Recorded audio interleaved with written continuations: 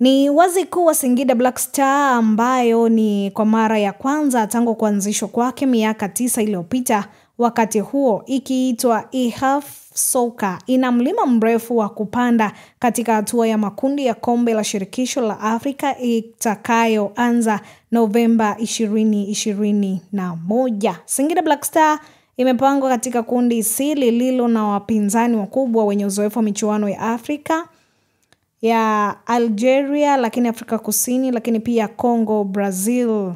Pamoja na kwamba hii ni mara ya kwanza kwa Singida Black Star kushiriki michuano hiyo na kufika hatua ya makundi, kikosi chao kinajivunia uwepo wa wachezaji wenye uzoefu wa michuano hiyo kama vile Clatous Chama, Khalid Aucho, hivyo wanaweza kutoa changamoto kwenye kundi hilo. Hii ni klabu kongwe yenye mafanikio Afrika.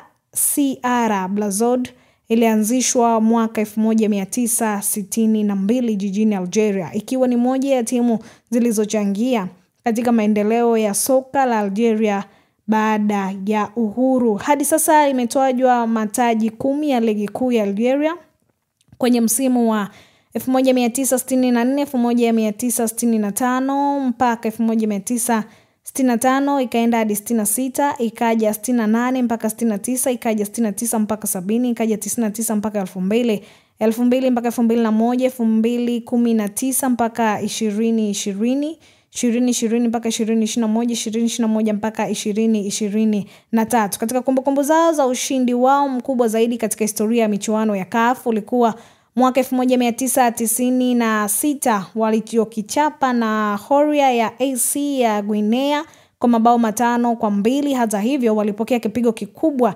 zaidi 2001 walipofungwa mabao 7-0 na Ivory Coast. Mafanikio yao makubwa zaidi barani Afrika yalikuwa mwaka 1966 walipofika hatua ya nusu fainali ya kombe la washindi wa Afrika kabla ya kutolewa na AC ya DRC Congo. Tangu hapo imeendelea kuwa kati ya timu zenye ushindani mkubwa kutoka ukanda wa Afrika Kaskazini. Klabu hiyo pia imekuwa ikitoa mchango mkubwa kwa timu ya taifa ya Algeria kwa kuzalisha wachezaji wanaopewa nafasi katika kikosi cha mabweha hao wa Jangwani. Lakini pia tukumbuke katika awamu 2 zilizopita walifika na kuishia hatua hiyo. Ilikuwa ni msimu wa 2018 mpaka 2019, lakini pia 2021 mpaka 2022. AS Otoho inanolewa na kocha Christopher Malumba ambaye amejijengea sifa kwa kuunda kikosi kinachocheza soka la kujilinda zaidi, compact defending, na kushambulia kwa kushtukiza. Kwamba kocha huyu kazi zake ni za kushtukiza tu, anaweza akapiga au akapigwa pia. Kwa hiyo endelea kusubscribe, kushare, kulike na kucomment ili uendelee kupata taarifa za kimichezo, za kiburudani, kuelimisha lakini pia kukufurahisha wewe mtazamaji wetu pendwa. Karibu.